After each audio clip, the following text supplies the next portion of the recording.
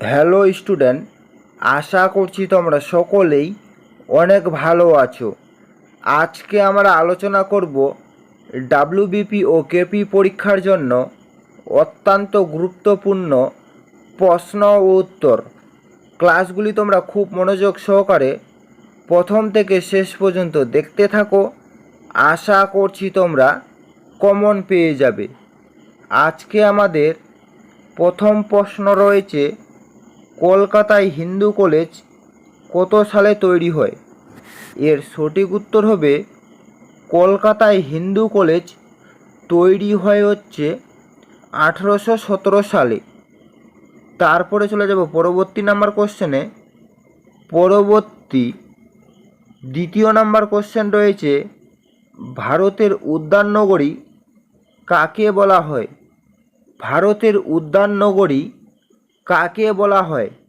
এর সঠিক উত্তর হবে ভারতের উদ্যান নগরী বলা হয় হচ্ছে বেঙ্গালুরুকে।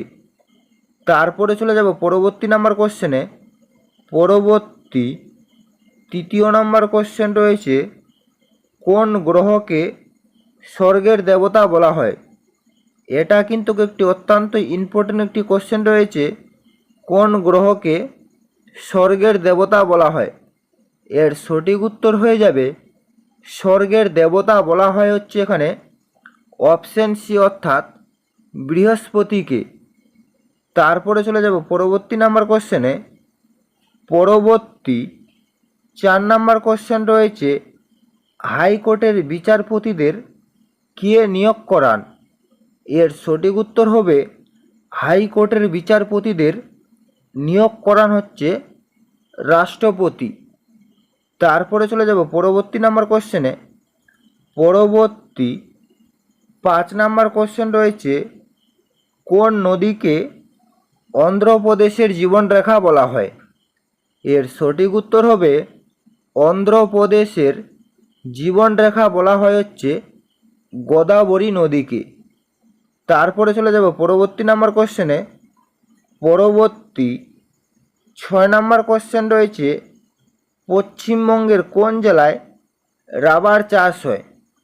এর সঠিক উত্তর হবে পশ্চিমবঙ্গের হচ্ছে জলপাইগুড়ি জেলায় রাবার চাষ হয়। তারপরে চলে যাব পরবর্তী নাম্বার কোশ্চেনে। 7 নাম্বার কোশ্চেন রয়েছে, মুখ দেখার দর্পণ কী ধরনের দর্পণ? এটাও একটি অত্যন্ত ইম্পর্টেন্ট একটি কোশ্চেন রয়েছে, মুখ দেখার দর্পণ কী ধরনের দর্পণ? এর সঠিক উত্তর হয়ে যাবে মুখ দেখার দর্পণ হচ্ছে এখানে অপশন সি অর্থাৎ সমতল দর্পণ। তারপরে চলে যাব পরবর্তী নাম্বার কোশ্চেনে। 8 নাম্বার কোশ্চেন রয়েছে, নিচের কোনটি ভারতের বৃহত্তম রাজ্য? এর সঠিক উত্তর হবে ভারতের বৃহত্তম রাজ্য হচ্ছে রাজস্থান রাজ্যটি। তারপরে চলে যাব পরবর্তী নাম্বার কোশ্চেনে। আমাদের 9 নাম্বার কোশ্চেন রয়েছে, ভারতের কোন রাজ্যে প্রথম রাষ্ট্রপতি শাসন জারি হয়? এর সঠিক উত্তর হবে ভারতের হচ্ছে পাঞ্জাব রাজ্যে প্রথম রাষ্ট্রপতি শাসন জারি হয়। তারপরে চলে যাব পরবর্তী নাম্বার কোশ্চেনে। 10 নাম্বার কোশ্চেন রয়েছে, রক্তের কোন গ্রুপকে সর্বজনীন দাতা বলা হয়? এর সঠিক উত্তর হয়ে যাবে রক্তের হচ্ছে গ্রুপ ওকে সর্বজনীন দাতা বলা হয়। তারপরে চলে যাব পরবর্তী নাম্বার কোশ্চেনে। 11 নাম্বার কোশ্চেন রয়েছে, বাংলার নানা সাহেব কাকে বলা হয়? বাংলার নানা সাহেব কাকে বলা হয়? এখানে 4টি অপশন দেওয়া রয়েছে, বাংলার নানা সাহেব কাকে বলা হয়? এর সঠিক উত্তর হবে বাংলার নানা সাহেব বলা হয় হচ্ছে রামরতন মল্লিককে। তারপরে চলে যাব পরবর্তী নাম্বার কোশ্চেনে।